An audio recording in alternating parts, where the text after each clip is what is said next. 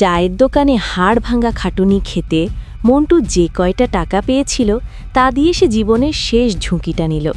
সব টাকা দিয়ে সে একটা লটারির টিকিট কিনল। লটারির রেজাল্ট দেওয়ার দিন মন্টু রাস্তার ধারে এক টিভির সামনে দাঁড়িয়ে পড়ল। তার বুক ধড়ফড় করছে, পেটে ভাত নেই, কিন্তু চোখে আকাশ ছোঁয়ার স্বপ্ন। হঠাৎ টিভিতে মন্টুর টিকিটের নাম্বারটা ভেসে উঠল। কি? মন্টু নিজের চোখকে বিশ্বাস করতে পারছে না। সে জিতে গেছে প্রথম পুরস্কার, পুরো 1 কোটি টাকা।